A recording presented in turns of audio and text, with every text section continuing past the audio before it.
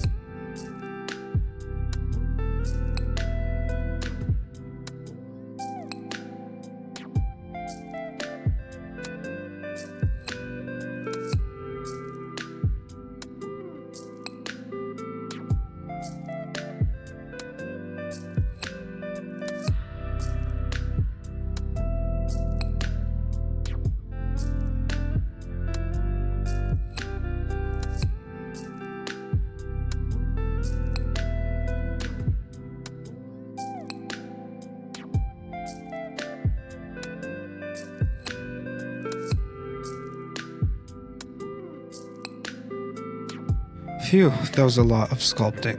Once I was done with that, I tried making a new mold. I'm wrapping a rubber band around just to make sure that no silicone leaks out. I even made a mold for the teeth using that empty spot in my mold box. Make sure you stir super thoroughly. I'm going to skip the pouring and just show you what the molds look like when I took them out of the pressure pot.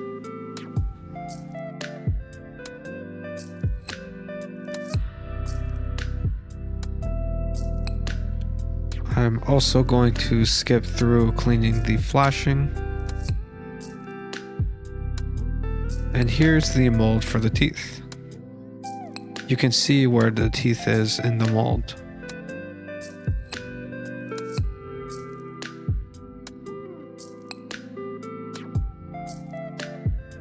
Here's the mold for the actual keycap. I'll need to do a test cast just to make sure it looks okay.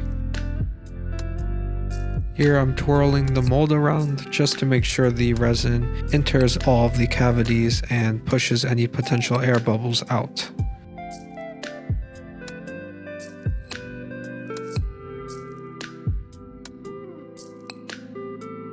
I'm also pre-filling my stem just to make sure that there aren't any air bubbles trapped within the stem mold.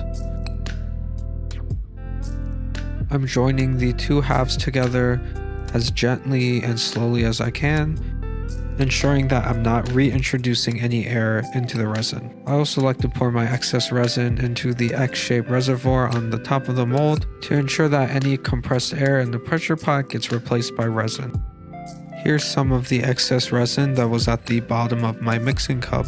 You can see that when it's not fully cured, it is quite flexible, and this is bad if you're making keycaps. So you definitely want to make sure that your keycap is fully cured before you mount them on a switch. I'm trying to demold here as gently as I can, just to ensure that I'm not snapping the ears, or maybe even the nose off if I'm being too rough. The result here looks kind of strange. I think it looks a little dusty because of maybe the residue that was left behind by the monster clay. Regardless, I'm going to use this as a test keycap, so I don't mind the appearance.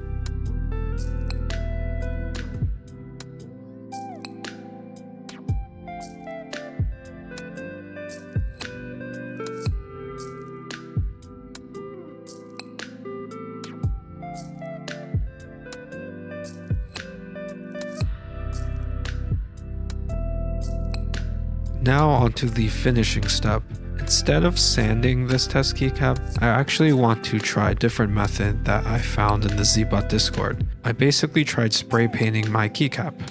I used a clear spray paint in an effort to try to fill up any uneven portions of the surface.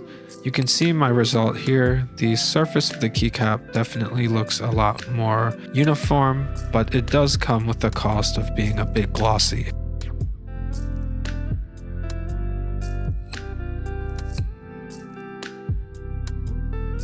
With my spray painted keycap, I'm going to create another mold just to see what a resin cast based off of this keycap will look like.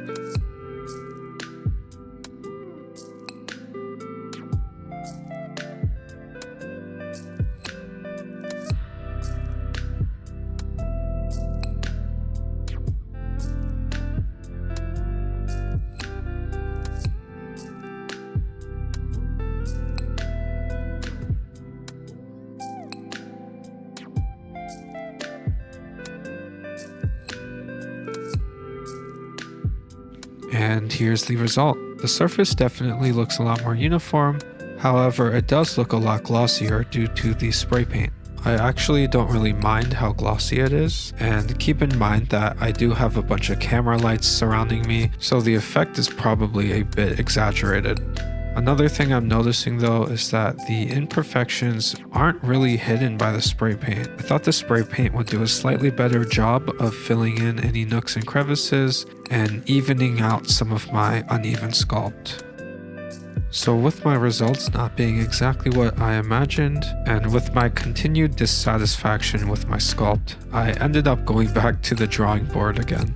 So from here, I basically did a lot of ideation, and what I landed on was actually referencing my prior keycap TomaDog. This was one of my prior keycaps, and I had the idea of bringing the stem over to Chonkey. Instead of sculpting with clay, I decided to try Nomad Sculpt on the iPad. I sculpted the head, which you can see here, and then I later brought that into Blender to finish up the rest. After some more sculpting in Blender, this is what the final sculpt looks like.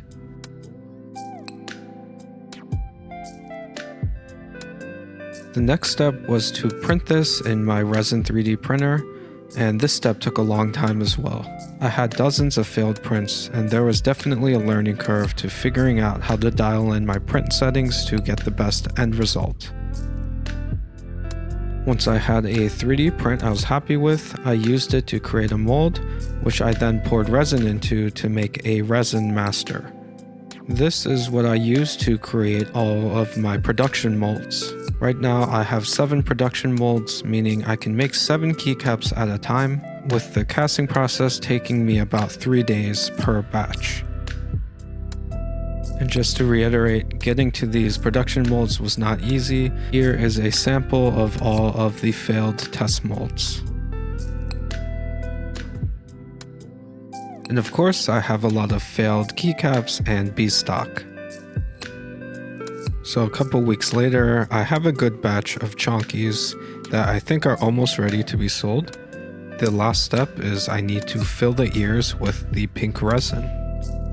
To do this more easily and consistently, I need to prop up the keycaps in order to make the angle of the ears flatter. This will ensure that when I drop the pink resin into the ears, it doesn't overflow as easily. My plan to do this is to basically build a grid of popsicle sticks where there are enough spaces for each keycap to be raised up.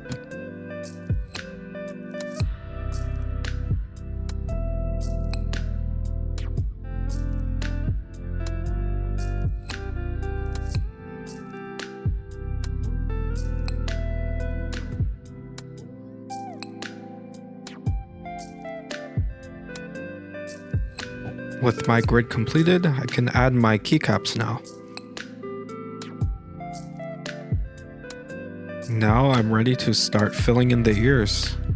So here I'm taking some pink resin I mixed up and slowly dropping them into each of the ears. I will basically repeat this process until the ears are full.